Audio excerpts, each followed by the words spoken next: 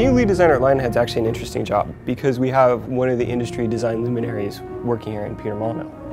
So I work very closely with Peter to define the game vision, and then I work specifically day to day on the team trying to bring those pillars and that vision to reality. And along the way I work pretty much several times a week with Peter reviewing the game, talking about the game, and trying to execute on both what we want to do and what he is encouraging us to do. You're still going to be a hero. You're still going to have swords, you're still going to have guns, you're still going to have magic. But this time you're going to be leading a country as well as that.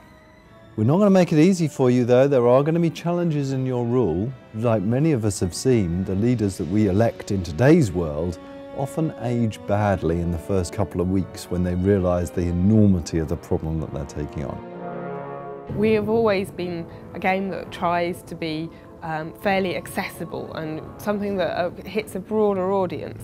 So with Fable 3, what we're doing is keeping that foremost when we're thinking about building it. But those that are long-term Fable fans won't be disappointed. Everything that they've loved about the Fable franchise will still be there. A role-playing game is all about, this is me playing the role of a hero and a king or a queen. It's really about not getting rid of every element of an RPG, but certainly making it something that people who aren't interested in that side of things will still enjoy. New technology in Fable 3, I think the main thing for me is Simon nodding in the background. The tools are actually a bit slower at the moment, so I probably wouldn't want to talk about that. We've got a real issue with that. Move on. Obviously, with Fable 2 we had a stable code base to work from, so we've mostly been working on new cool things to go and put into the game.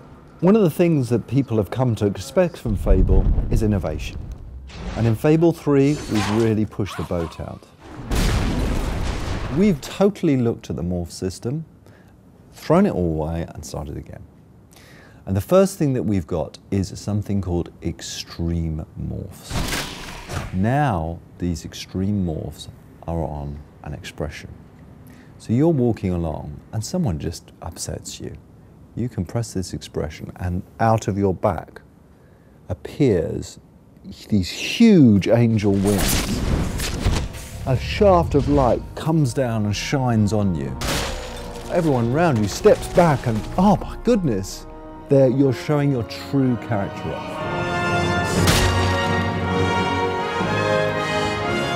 Aggressive,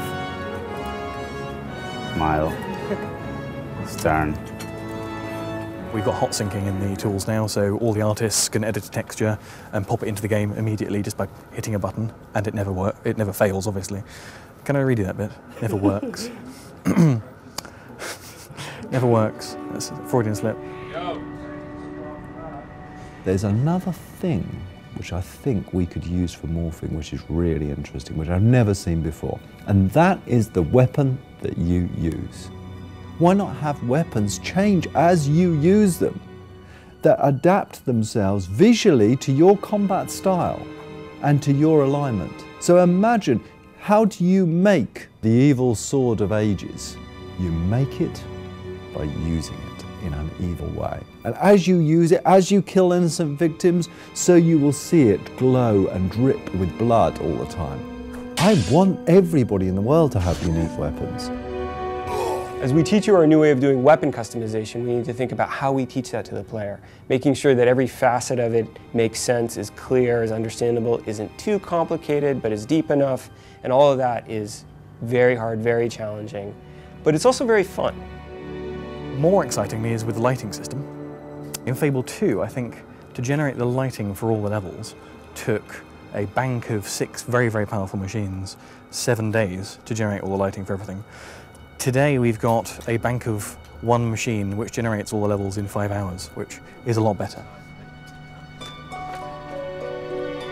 We've also been looking at how you express yourself, and we're giving you the ability to touch things. Now this may sound strange, but imagine this, being able to reach out and touch your girlfriend in the game, being able to hold, persuade, pull, push, all that can be done dynamically.